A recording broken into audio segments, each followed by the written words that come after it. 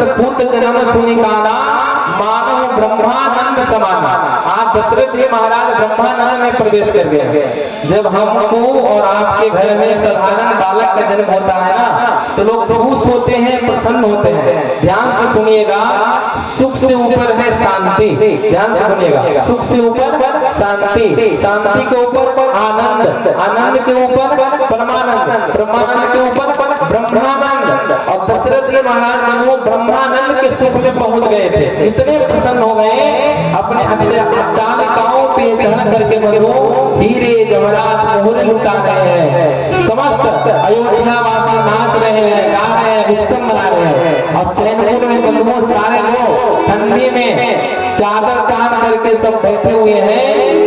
जब हमको हमारे वहाँ के घर में जो बालक होता है ना, तो डीजे के सामने, गंगा गाना के सामने ठुमका लगा के ऐसे नाचते हैं जैसे कि मानो कि अमृत बरस रहा है। क्या बंधुओं, ये तो पूर्ण ब्रह्म परमात्मा का जन्मोत्सव है। आइए एक बधाई हमारे शिव जी के मुखारबिंद से आप श्रवण करें। इसके पश्चात हम लोग भगवान कृष्ण का जन्मोत्सव मनाएंगे। बोले भगवान बिहारी लाल की।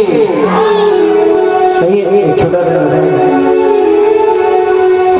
श्री रामचंद्र भगवान की। और धीरे बोलिए ताकि हम तक भी आवाज आ जाए। देखते कितना धीरे बोल सकते हैं। बोलिए बाबा बिहारी लाल की। और धीरे बोलिए, इतना जोर से बोलने की आवश्यकता थोड़े भगवान सुन लेंगे। बोलिए रामचंद्र भगवान की। हाँ, ये बात बड़े बड़े भाव के साथ दोनों आदमी उठाकर और गाएंगे। अच्छा, आप लोगों के पास बात नहीं है क्या? यहाँ पे कहा जाता है उठाने के लिए, नीचे रखने के लिए नहीं। उठाइए जरा, इनके पास जरूर है। और गाएंगे अरे कौशल्या के जन्म में लाल नमा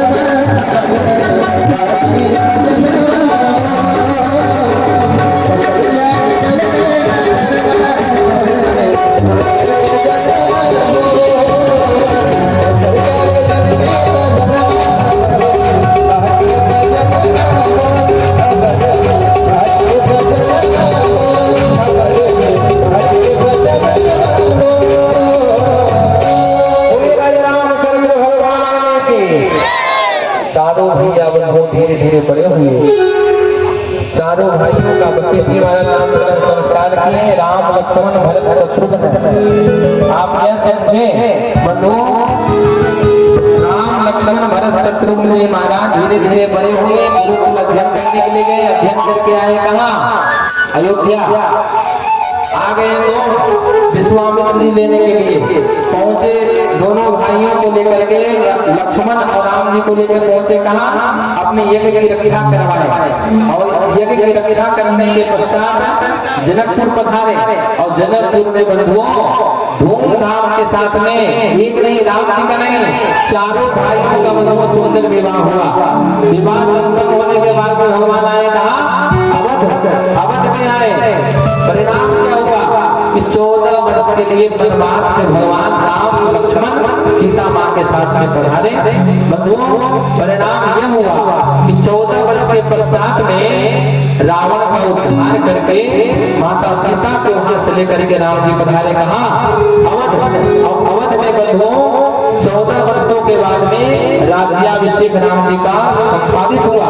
और बंधुओं भागवत के अनुसार 13,000 वर्षों तक राम जी त्रेता युग में रहे यहाँ इस पृथ्वी पर। और अंत में समस्त अयोध्या वासियों को लेकर के भगवान राघवेंद्र सरकार अपने निज धाम साकेत धाम पधारे। एक बार प्रेम से राघवेंद्र सरकार की। शुक्राचार्य सुखदेव जी महाराज कहते हैं कि बंधुओं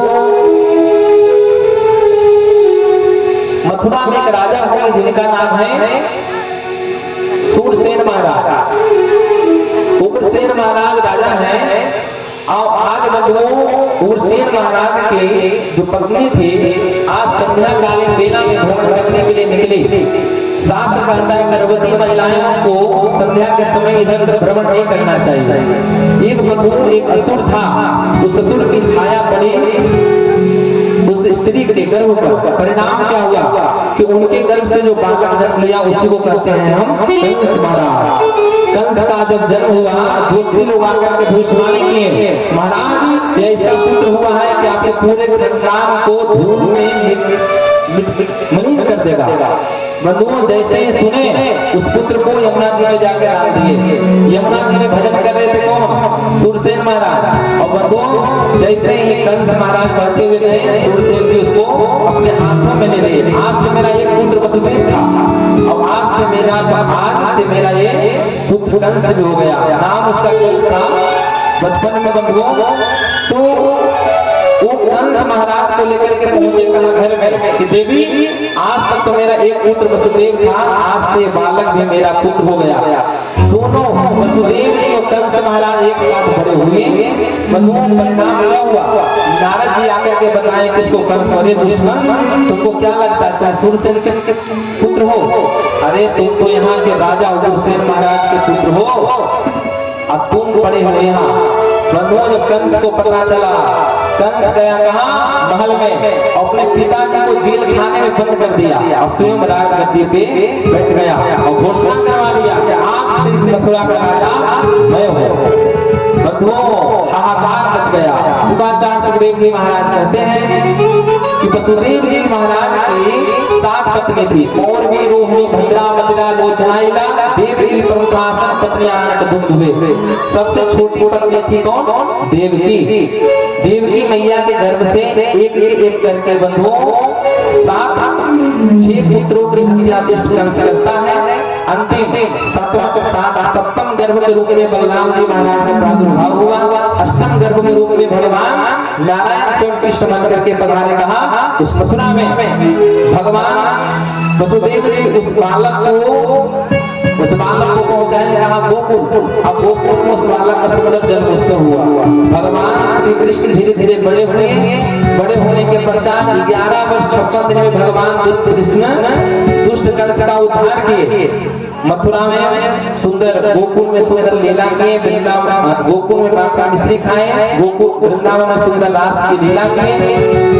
मथुरा में आकर दुष्ट कंस का उद्धार किए, द्वारका में आकर के भगवान श्री कृष्ण की 16,108 विवाह हुआ। पश्चात कौरव पांडवों का युद्ध कराए, अंत में लीला संपन्न करके भगवान सुधाम गमन कर गए। एक बार प्रेम से वृंदावन बिहारी लाल की अब ये लीजिए पूरी कथा विश्राम हो गई, भगवान लीला संपन्न करके चले गए। लेकिन बंधुओं जो पूरी कथा जब सुना दी तो परीक्षित जी कहते हैं गुरुदेव आप हमसे सब कितनी कथा सुनाए, जितनी कथा सुनाए गुरुदेव सभी कथाओं को सुनकर मैं कभी आपसे कोई प्रश्न नहीं किया, लेकिन जब हमारे आराध्य हमारे सर्वस्व प्राण आधार भगवान जब कृष्ण का जन्म का समय आया तो कंजूसी कर दिया गुरुदेव। जो भगवान हमारे बाबाओं के रक्षक, जो गोविंद हमारा रक्षक, उन्हीं गोविंद की कृपा के परिणाम स्वरूप आज में जीवित हो प्रभु भगवान। वही भगवान की जब कथा का समय आया तो कंजूसी कर दी, एक श्लोक में पूरी कथा सुना दी। सुखदेव जी कहते हैं परीक्षित आज 4 दिन हो गया, 4 दिनों से तुम कथा श्रवण कर रहे हो, तुम्हें भूख लग रही होगी, तुम्हें प्यास लग रही होगी, परीक्षित जाओ कुछ जल पान करके आ जाओ। परीक्षित जी क्या बोले गुरुदेव आज उसी प्यास की वजह से मैं किसी के गले में मरा हुआ सर्प लपेटा, इसके परिणाम स्वरूप मुझे श्राप लगा गुरुदेव। आज उसी प्यास की वजह से मैं आपके सामने यहाँ 4 दिनों से कथा सुन रहा हूँ गुरुदेव। आपके मुख रूपी चंद्रमा से जो अमृत टपक रहा है ना, हमारे जीवन को शीतलता प्रदान कर रहा है गुरुदेव। किसी व्यक्ति को अगर रसगुल्ला खाने को मिले तो गुड़ खाकर मुंह चिपकना नहीं करेगा। हे गुरुदेव जो भगवान श्री कृष्ण के चरण रूपी नौका में हमारे पांडव हमारे बाबा बैठ गए तो कौरव के विशाल सागर जैसे समुद्र को ऐसे पार कर गए जैसे गौ माता के खून को जैसे बच्चे पार कर जाता है।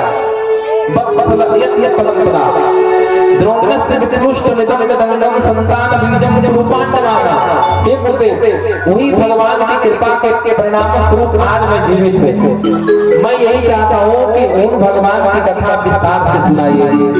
बंधुओं परीक्षित जी कहते हैं, सुखदेव जी कहते हैं परीक्षित दुनिया में श्रोता को देखा लेकिन तुम राजा नहीं हो, तुम राज ऋषि हो। हे परीक्षित मैं तुम्हें अवश्य कथा सुनाऊंगा। अब बंधुओं यहाँ हमारे गुरुदेव तो यहाँ तक कहते हैं कि भगवान सुखदेव जी को समझ में नहीं आ रहा था कि परीक्षित को इसे क्या कथा सुनाओ, इसके पास 7 दिन है और भागवत विशाल ग्रंथ है, ऐसा क्या सुनाओ। 4 दिन कथा सुनाने के बाद सुखदेव जी महाराज भी आश्चर्यचकित हो गए। तो गुरुदेव हमारे कहते हैं कि भगवान कृष्ण ही सुखदेव जी के शरीर में बैठ करके कथा प्रारंभ करते हैं। क्या कहते हैं बंधुओं, उस समय पूरी मथुरा कंस के अत्याचार से बंधुओं ग्रसित हो गया। भगवान कब आते हैं, जब जब हो धर्म की हानि बाण असुर अधम गुनानी तब कृपानिधि सज्जन पीरा। जब पृथ्वी पर अत्याचार होने लगता है, संतों को अपमान होने लगता है, ब्राह्मणों पर अत्याचार होने लगता है, गौ माता को प्रताड़ित किया जाता है, तब भगवान युग में अवतार लेकर के आते हैं। बंधुओं आज समस्त देवगण गौ माता सब पहुंचे हैं यहाँ भगवान नारायण के पास। हे प्रभु कब आप इस दुष्ट कंस के अत्याचार से मथुरा वासियों को मुक्ति दिलाएंगे। भगवान कहते हैं कि चिंता मत करना देवताओं, मैं उन्हीं वसुदेव की पत्नी देवकी मैया के गर्भ से अष्टम गर्भ के रूप में अवतार धारण करूंगा और दुष्ट कंस का मैं उद्धार करूंगा। बंधुओं वसुदेव गृहे साक्षात् भगवान पुरुष पर जनिष्यते तत्प्रियार्थम संभवं सुरस्त्रिया। मैं अकेला नहीं आऊंगा, मैं अपनी प्रिया राधा रानी के साथ में उस वंश में अवतार धारण करूंगा। बंधुओं आज वह समय धीरे धीरे समय हुआ गया। सुगाचार्य सुखदेव जी महाराज कहते हैं कि आज दुष्ट कंस को अपनी बहन देवकी का स्मरण हुआ। क्या देखा कि हमारी बहन अब शादी की योग हो चुकी है, अब इनका विवाह होना चाहिए। तो सोचा कि ऐसा करता हूँ, वसुदेव हमारे बचपन के मित्र हैं, इसी के साथ में विवाह संपन्न कर दिया जाए। बंधुओं, वसुदेव जी को राजी कर लिया और बड़े ही धूमधाम के साथ में अपनी बहन देवकी का विवाह वसुदेव जी के साथ में कर दिया। परिणाम क्या हुआ? जितने मथुरावासी थे सब सोचे देखो तो सही, हम लोग महाराज कंस को कितना दुष्ट समझते थे, कितने उदार है, कितने फूट फूट कर रो रहे अपने बहन की विदाई में। और बंधुओं, कंस कहता है अपने सेवकों को, आज मैं स्वयं रथ हाँक करके अपनी बहन को विदा करूंगा। देवताओं की धड़कन तेज हो गई कि अगर दुष्ट कंस की छवि अगर ऐसे ही अगर जनताओं के मन में प्रतिष्ठित रहा तब तो अहित हो जाएगा। सब देवताओं ने आकाशवाणी कर दिया। जैसे दुष्ट कंस अपनी बहन को विदाई करने के लिए ले जा रहा था, उसी समय देव ने आकाशवाणी की, अरे दुष्ट कंस, जिस बहन देवकी को तुम विदा करके लेके जा रहा है ना, इसी देवकी का अष्टम गर्भ तेरा काल होगा। अब जैसे ही इतना बंधुओं आकाशवाणी सुना, कंस रथ के लगाम को बंधुओं खींच दिया, घोड़े के लगाम को खींच दिया और मन में सोचता है कि मैं अपने काल के जन्म देने वाली बहन को अगर नहीं छोड़ूंगा तो काल जन्म देगा कहां से। बंधुओं, अभी कन्यादान किया था, पिता करके ले जा रहा था, सब भूल गया। 2 मिनट में सारा खेल भूल गया कि मैं अपने बहन का कन्यादान किया हूँ, सब भूल गया और उसी रथ पे बैठी हुई देवकी के बाल पकड़ सीख दिया। सुदेव जी महाराज कहते हैं कि परिचित बाल पकड़ लिया और कहता है मैं देवकी को ही नहीं छोड़ूंगा, मेरा काल जन्म कहां से लेगा। जैसे ही तलवार चलाना चाहा कि वसुदेव जी पकड़ लिए। कहते हैं महाराज, वसुदेव जी समझ गए दुष्ट कंस नहीं छोड़ने वाला है। वसुदेव जी सोचे कि अगर इसको मैं कुछ कहूंगा तो हमारा वध कर देगा। चरणों में गिर गए, महाराज क्षमा करें, आपको देवकी के अष्टम गर्भ से डर है ना? जाइए, मैं वचन देता हूँ, जब तक 8 संतान होगी, सारे संतानों को मैं आपको सब दूंगा महाराज, इस देवकी को आप मत मारिए। कंस कहता है नारायण, कंस कहता है महाराज वसुदेव, अभी आप नहीं सुने कि इसी हमारी बहन के अष्टम गर्भ हमारा काल होगा। महाराज मैं सब सुना, मैं आपको वचन देता हूँ कि जितने बालक होंगे सारे बालकों को मैं आपको सौंप दूंगा। कंस कहता है महाराज फिर मेरी भी एक शर्त है। क्या? कि जब तक अष्टम गर्भ न हो तब तक आपको देवकी को हमारे कारागृह में जेल में बंद रहना होगा। वसुदेव जी कहते हैं जो आज्ञा महाराज मुझे स्वीकार है। बंधुओं, आज देवकी और वसुदेव को कंस ने कारागृह में बंद कर दिया। धीरे धीरे समय आया, आज देवकी मैया प्रथम पुत्र को जन्म दी जिसका नाम था कीर्तिमान। कंस को पता चला, कंस आया, जैसे ही मारना चाहा उसका विचार बदल गया। सोचा कि ये तो पहला है, मेरा तो काल अष्टम गर्भ है ना, विचार बदला, छोड़ दिया। ले जाओ वसुदेव, मैं नहीं मारूंगा, इतना निर्दयी नहीं हूँ। नारद जी उधर से आए और कंस के सामने कमल का फूल दिखाए, बोले महाराज गिनिए यहाँ से 1 2 3 4 5 6 7 8। यहाँ से गिनते थे तो अष्टम यही पड़ता था, इधर से गिनते थे तो अष्टम यही पड़ता था। बोले महाराज अगर इधर से गिनेंगे ना तो यही आत्मा होगा। कंस समझ गया, बंधु काल से डरता था कंस बुलवाया वसुदेव को, वसुदेव बालक को लेकर के आओ। और जैसे ही बालक को लेकर के आए हैं, बंधुओं कंस उस बच्चे को पकड़ के जमीन पर फेंक दिया। 1 नहीं 2 नहीं, 1 बालकों का हत्या किया, 2 3 4 5 6 बालकों का दुष्टकांत हत्या कर दिया। सप्तम गर्भ के रूप में बंधुओं भगवान शेष नारायण सप्तम गर्भ के रूप में आए। भगवान कृष्ण नारायण कहते हैं अपनी योग माया से, यही योग माया ये मेरा बलराम है, शेष नाग है मेरा ये।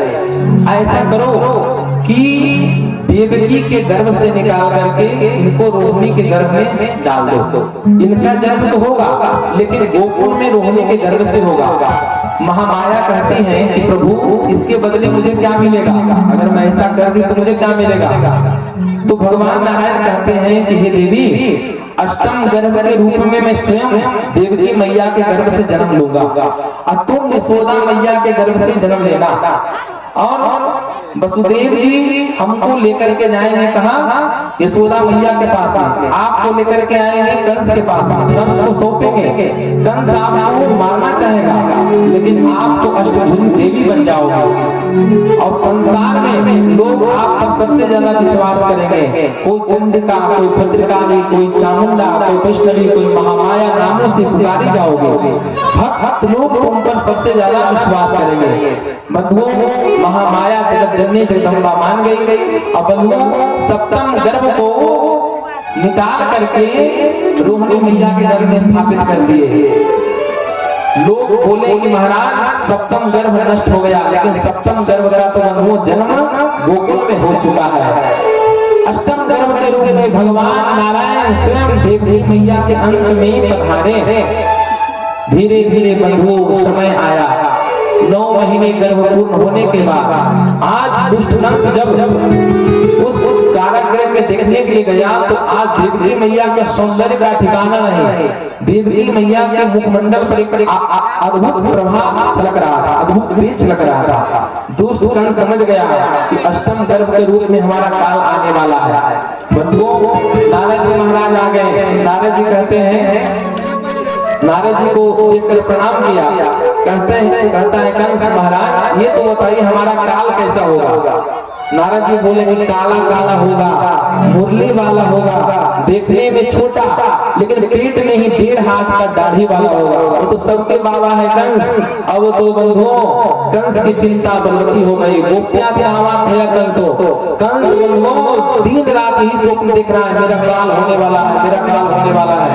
काला काला होगा, मुरली वाला होगा, काला काला होगा, मुरली वाला होगा। पत्नी उसकी भोजन लाई, भोजन में दाल चावल सब्जी दी भोजन प्रसाद पाने के लिए।